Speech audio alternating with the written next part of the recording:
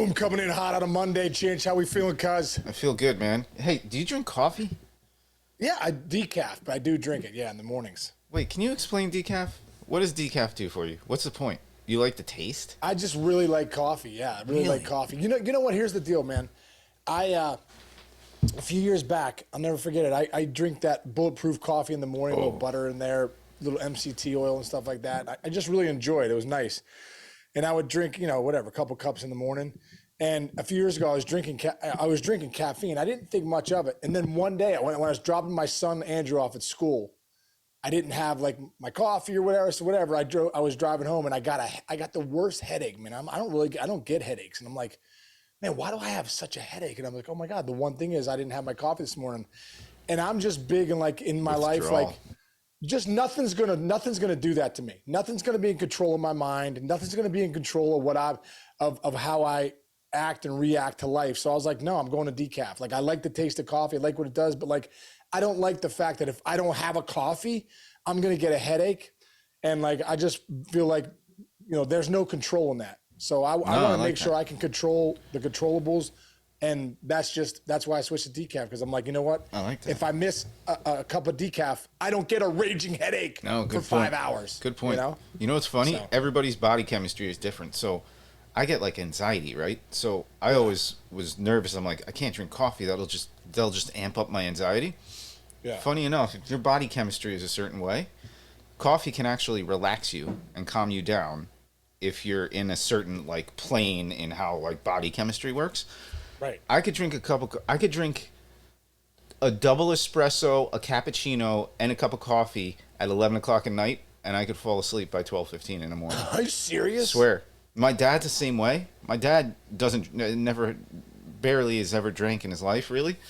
And so when him and his friends and everybody would go out, he would just down espressos, and he would go home and just put his head on his pillow. It's kind of weird. But oh my God, that's a little weird, known fact. Anyway, all right, we have Oh wait, hold on. I actually was on your Instagram. Where were you last night? What was that? What were you doing? Oh man, dude, that was one of the coolest nights of my life. Seriously, because for years, man, I've been, listen, I'm big on the mental. Was big in the mental game of baseball, and I'm big in the mental game of life. At the end of the day, how we play our life, how we play. And man, for as long as you've known me, I've been talking about starting a program, like a break. I started this program called Breakthrough Pro. It's a mental performance coaching program, really for the game of life. A lot of kids that were there play baseball, and some don't. We had a lot of, a couple, one guy that was in his 40s that was like, this is the greatest program I've ever been a part of. So 8-week session, my buddy John Dennis and I did it. And it was incredible, man. It was incredible. And what's been incredible is the conversations I've had with the kids and my buddy, like I said, the one guy, Jamie, who owns his own company, at the end, was just very impactful, dude, very impactful. And one of the coolest things, Chinks, last night we did, I said, as we get going, hey, what stuck out for you in these last 8 weeks? Dude, we had to stop it because the hands kept going up. Boom, boom, That's great. Boom, boom, boom. It was incredible. So, dude, the first session's in the books, Breakthrough Pro 2's coming soon. I'll have more information on it out there. Yeah. This first one was 11 people signed up for it. And this next one, I think we're going to put out there to like the masses, maybe on social media. And excellent. Hopefully people that, hey, listen, you want to get better at the mental game of life, come join us for 8 weeks. I have one question. Did you got those arrows? You did the arrow trick on air here. Did you do the arrows with these guys or not yet? We did it last night, brother. Were they terrified? Wait, they were terrified. Explain. Terrified. Yeah, go ahead. Terrified. Explain that story. At the end, we put this arrow. It's not, obviously it's not an arrow. It's going to go through your neck, but you put it right at the base of your, with these bones right here, and you're up against the wall, and it's basically facing your fears. I mean, as soon as you start to walk into the wall, it feels like it's going to choke you. But if you just keep going, the arrow breaks, and it's just, it's just so we did it last night with the kids, bro, and they were all, and when you're done doing it, when you do something hard like that, you're like, it's kind of like a bonding thing. It's like the first time a kid breaks the wood board when he's in karate class. It's very similar. Yeah, dude. Because you have to literally like use your mind to say like, I'm not going to hurt my hand by doing this. It's the same thing with putting an arrow. I'm not going to stab myself in the neck with an arrow. Wait, what was I going to say? I just lost my train of thought. Damn it. All right, I can't wait to get the arrow on you, Chinch. I'll do I'm the coming, arrow, bro. dude. I I've know done. you will. I know you will. You know, I've done some crazy things in my life. I know the arrow will be nothing for you, bro. The arrow will be nothing for me. We're getting Jess lined up too. Tell Jess to be ready. Jess will do it. Okay, tell her She'll I want do some it. She's chicken. not scared. I want some chicken parm and a nice steak on the side, and then I want an arrow through her neck. Very good. Very good. Oh, hey. Oh, that's what I was gonna say. If you had not seen Sean did this live on our show, let's tell our boy today. I'll make sure he gets that clip. We got to put it on your Instagram. We haven't posted you doing the arrow on our show yet, so we'll do that. That's right. We have a lot of. Well, let's start with just a feel-good story. I mean, everybody's talking about this. It's national news. Big part of my last couple of weeks of work, and luckily we have such a great story with Damar Hamlin. Okay, first of all, we haven't spoken since he's almost like full recovery. They let him watch the game yesterday. So, if you ever seen like Necessary Roughness, like one of the, it's like a comedy football movie. Yeah. You saw it? Remember the one guy has a heart attack, and then they're going to go play in this big game, and they didn't want him to watch it on a TV because they didn't want his heart to. The fact that they let this dude watch the game on TV yesterday means he's doing great, and I'm very excited about that. That's part one. Part two, Tony Romo called it, it's like angels in the outfield. Freaking Naheem Hines, opening kickoff of the game, all that stress, all that concern, all that crying, all that hugging, and this dude just catches the kickoff and just shoots through the middle of the field. Touchdown. Bills win. They're in the driver's seat now. And, like, golly gee. Like, it's just... Everybody should be happy today. Like, it's such a great story. What's your take? Dude, thank you, God. I mean, seriously, more than anything, I'm so glad Damar Hamlin, he's from here in Pittsburgh, man. He's a local boy. Went to Pitt, and... I think all of us, as he was down for so long and then taken away, it just didn't look good. I mean, everyone was like, oh, he might have passed away. The fact that a week later, he's good, man. He's watching the game. He's turned the corner. His vitals are back. That's a miracle in itself. And then, I do believe in that. The angels in the outfield, that kind of, that there's something bigger here. And to see, to see them return the opening kickoff to the house, man, was just incredible because it was, this Damar Hamlin thing, I think, stunned the nation. And you see a guy like Not that even a question. On national television. I think everyone the next day, our hearts were very heavy. And, just to see this turn out the way it is, man, it's, thank you, God. Incredible. Yeah. Just incredible stuff, man. Actually, I have a follow-up on this. This is like deep dive, and I work in football now, so I get this. So his best friend, Case, this is a Pittsburgh guy. His name is Rodney Thomas II. Pittsburgh guy, born and raised, actually went to Yale, Ivy League, represent. And he is a Colts safety.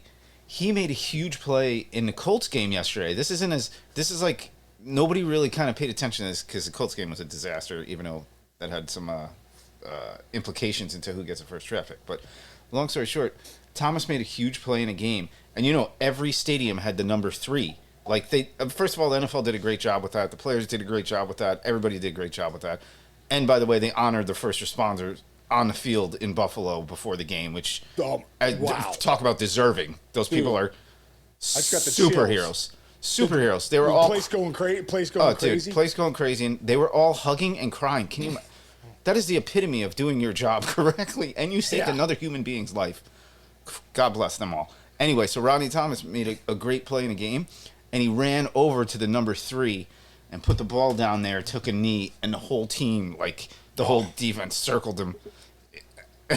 Case just choked up. He's tearing up. If you're watching, it's incredible. Anyway, it's just that's where kind of sports kind of, I don't know, man. It's such a dynamic. Everybody, some people don't like sports. It's machismo. It's testosterone and bullshit. But there's such human emotion involved in it, and it really does life imitates art. Art imitates life sometimes, and it's just an amazing story. Like I'm sure you've been through stuff where one of your teammates has a problem. Nobody knows at home that your teammate's going through a rough divorce, or your teammate just lost their dad or their mom. You remember back in the day, Brett Favre threw four touchdowns the night his dad died. It's incredible. There's something about sports that just, when you get onto the field, you can it gives you a break. And as a fan, you're having trouble at home, whatever. Let me just put the Yankee game on. Let's just sit back and just not think about anything. Watch the Yankee game. It's a part of sports. Right. And when the worlds collide, when something bad happens to an athlete, now you're in the whole level of emotional. Yeah. I think of Tyler Skaggs too. Remember when he passed away a couple years ago, and then the Angels came out the day, a couple of days later after they had mourned his loss, and threw a no-hitter. And whatever his number was, all the numbers that were in the game were like lined up. It was just incredible. And I think, listen, I think that's being in the clubhouse and being with guys that are, real human beings. Like, I think one thing about life is no one is exempt from the pain, the uncertainty, and the hard work in life. No one. I think that's a big thing that we all need to realize. And, one thing my dad always said to me, even before I made it to the big leagues, he goes, "Hey, listen," he goes, or he did when I got to the big leagues, he said, "Hey, listen, there's a lot of people that sports gives them that break. That sports gives them that break, that when they come home from a long day of work, they grab their son, their daughter, their wife, and bam, they're at the game for a few hours here to watch you play, to watch your skills, to watch your talent.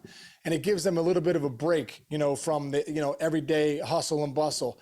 And you're right, Chinch. That's one thing that's great about sports. And for the guys that are on the field, man, that camaraderie, that brotherhood, that family, you spend more time with those guys in that clubhouse or locker room than you do with your own family. So that truly is. Now, when you saw, everyone react the way they did to Damar Hamlin, there was some real emotions there, because this is literally their brother. This is a guy they spend tons of times with, not just about winning football games, but they know him. They know who he is. They know what he's all about. And I love that the toy drive that he had that was, he's trying to collect $2,500, and what is it at, 8 million or 7.5? Yeah, it's something ridiculous. Yeah. That's incredible. So good kudos to all the people that rally. We're human beings at the end of the day. And when we get put into a corner in our lives, we come out swinging to help each other. And I just think the whole thing is wonderful, man. I'm just so glad this is turning out good. Yeah. One bow to put on this, and you're going to like this, okay? So Hamlin's number is 3. Everybody's been 3 strong, number 3. It was exactly 3 years and 3 months since the last time the Bills returned to kickoff for a touchdown. Oh my! I love that stuff, dude. That's real. That's real stuff. It's fact. That's real stuff. Yes, it happened. Yeah, that's awesome. All right, so let's keep going here. MLB Hall of Fame ballot. 2 weeks left, Case, and there's a couple notes here.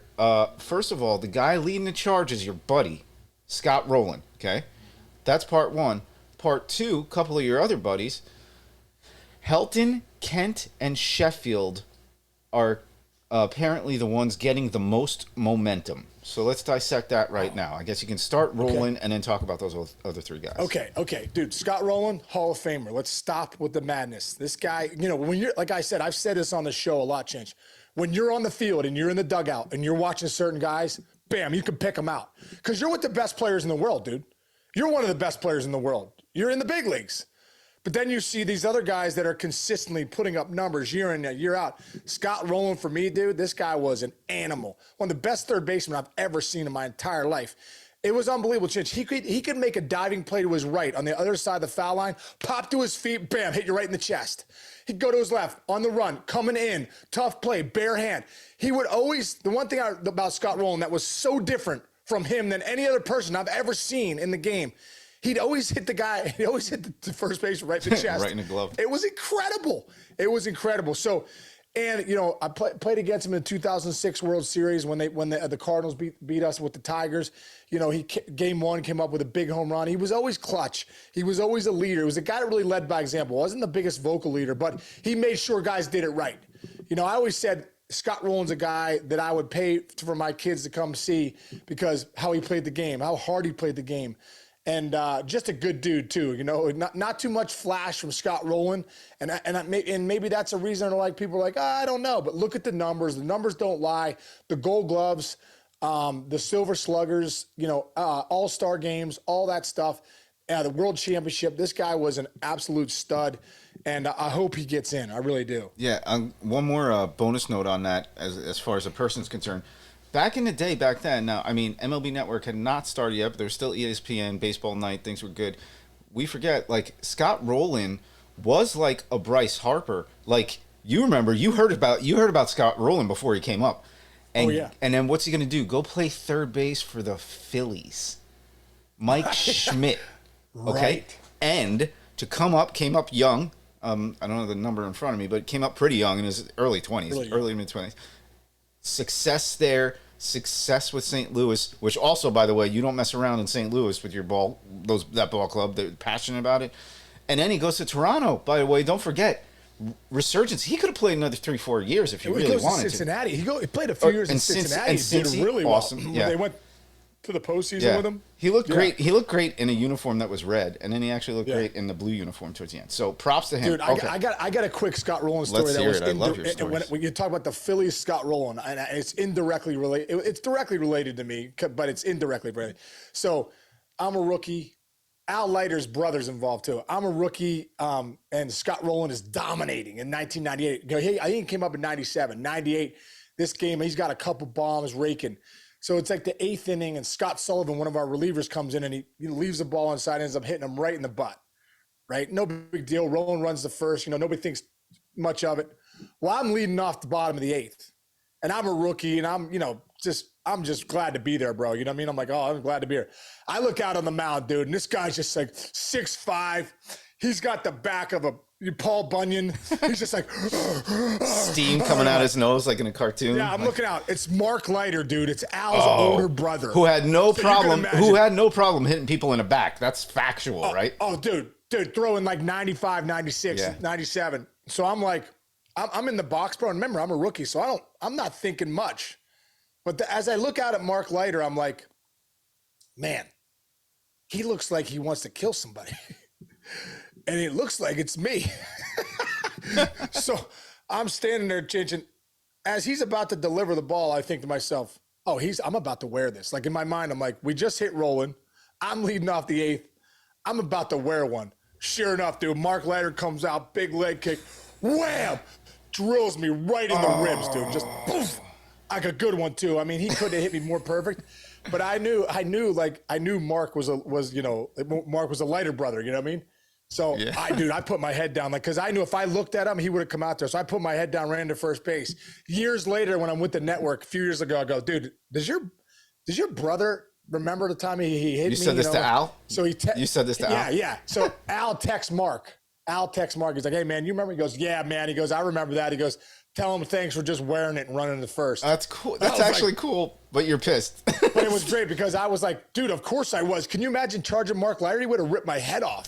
So Scott Rowland being so good, indirectly almost, getting my head ripped off by Mark Leiter. Yeah. But if you don't know the Leiter family, and Al looks like, a politician, like the Republican National Convention politician.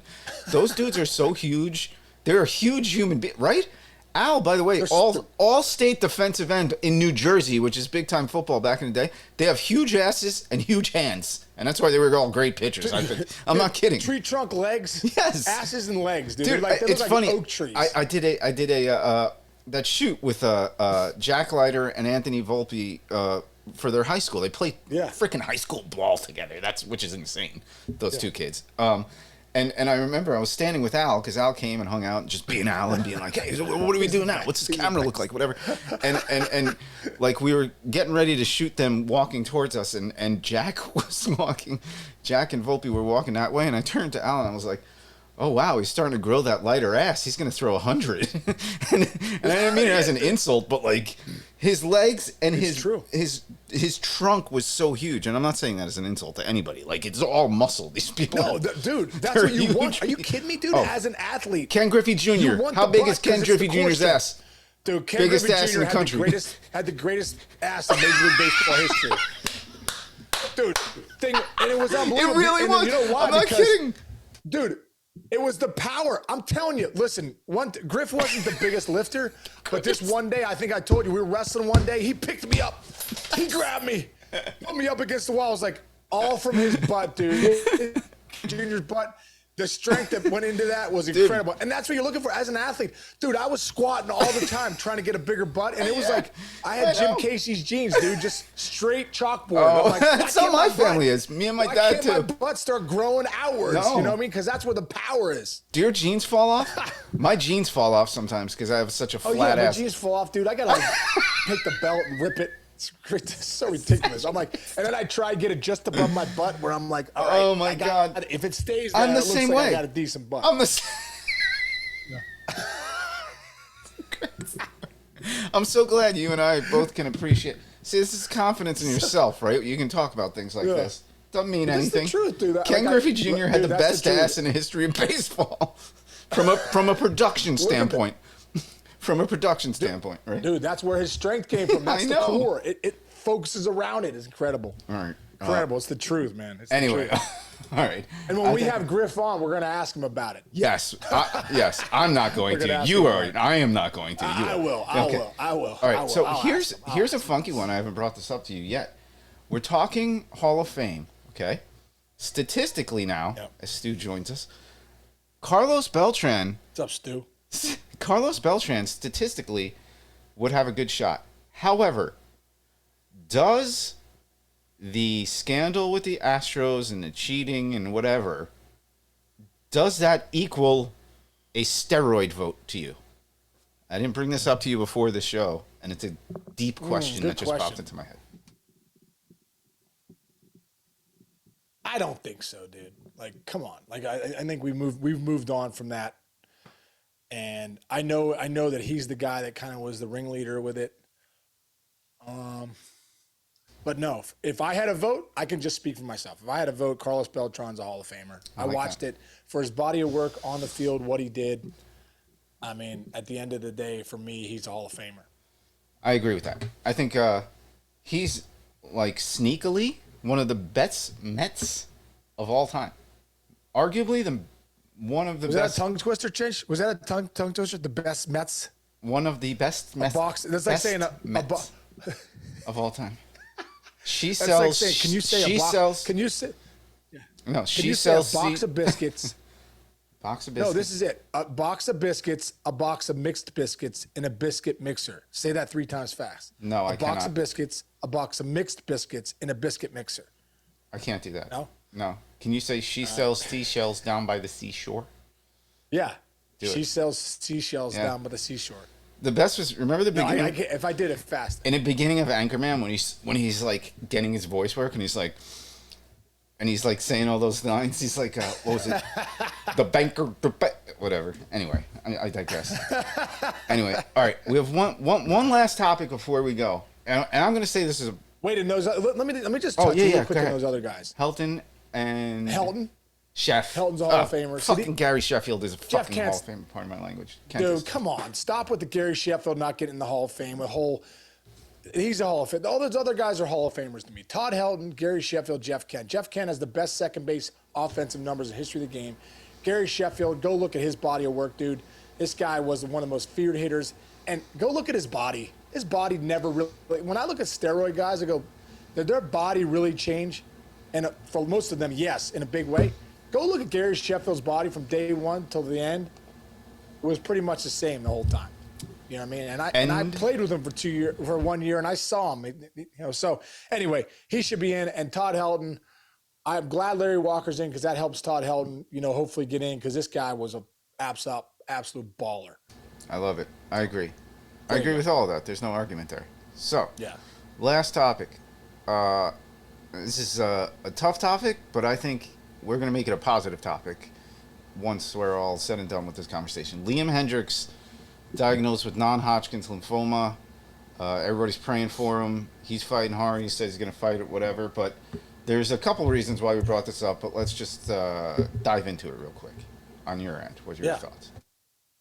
Yeah, man. You know what? This one hit me hard, too, because my girlfriend Sarah was just diagnosed with breast cancer a few weeks ago. And, you never want to hear that word, man. It just, it scares you. It scares everybody. And, when I saw that with Liam Hendriks, I just felt the same way. I know how him and his wife feel. And, Sarah and I are now, we have some, great doctors and hopefully some great resources that we're going down that path. But dude, there's a lot of uneasiness all day long, just with the what ifs. And, you just got to try and, get your mind to that place, that I think I told Sarah this morning that serenity prayer is something we need to keep saying of, God grant me the serenity to accept the things I cannot change, the courage to change the things I can, and the wisdom to know the difference. Like there's just so much uncertainty here And I think that's the tough part about, cancer is that you just don't know. I know for you, Chinch, you had the same thing, man. You went Yep. through cancer at a young age, right? Was it 26?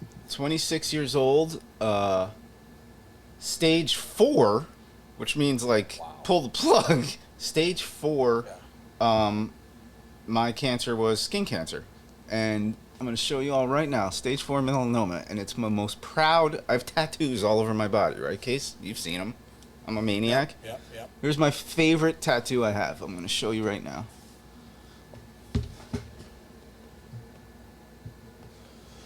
Oh, wow. Yeah, that's right. I know that. That's right. Right. That's And right. so if you're not watching on a YouTube page, I have a circle on the right side of my head where the cancer was, where I almost lost my brain, where I almost lost my jaw, where I almost lost. I have no lymph nodes. By the way, if you ever get into a fight with me and punch me on this side of my face, I will turn like the Terminator and take it. I had to relearn how to shave because I don't have much feeling on this side of my thing. But guess what?